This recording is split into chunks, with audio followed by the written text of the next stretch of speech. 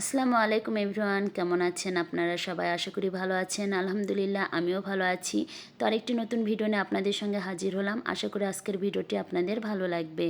তো গত ভিডিওতে আপনাদের সঙ্গে আমি শেয়ার করেছিলাম যে আমার ছাদ বাগানের জন্য আমি কিছু মাটি নিয়ে আসছি।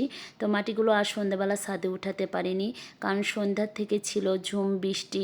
এটা ছিল পরের দিন সকালবেলা। পরের দিন সকালেও মুষলধারায় বৃষ্টি হচ্ছে।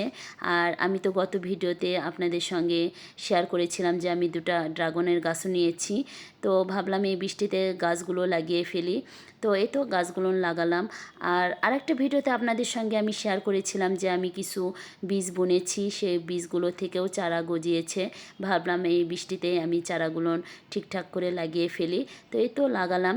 তারপর এসে দেখি আমার ধনের বীজগুলো একেবারে নষ্ট হয়ে গিয়েছে। দেখে তো মনটা ভীষণ খারাপ হয়ে গেল।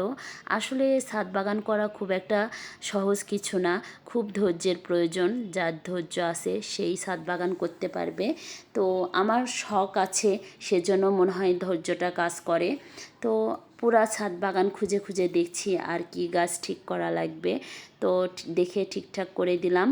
আর এদিকে এসে দেখি আমি যে লাইয়ের বীজ বুনেছিলাম সেখান থেকেও চারা গজিয়েছে, সেটাও ঠিক করে দিলাম। আসলে যখন বাগানে দেখি যে ফুল ফল ভরে উঠেছে, তখন এই কষ্টগুলো আর কষ্ট মনে হয় না, তখন সব কষ্ট একেবারে ধুয়ে মুছে যায়। তো কিছু ঢ্যাঁড়স পেলাম ছাদ বাগান থেকে, বেগুনও পেয়েছিলাম। বেগুনের ভিডিওটা কেন জানি ডিলিট হয়ে গেছে। তো এখন গাছগুলো ঠিকঠাক করে দিয়ে আমি নিচে চলে আসব। তো চলে এসে ভাবলাম যে খিচুড়ি বসিয়ে দিই। তো এই তো খিচুড়িও বসিয়ে দিলাম। আপনারা তো সবাই জানেন আমার বৃষ্টির দিনে খিচুড়ি কতটা পছন্দের।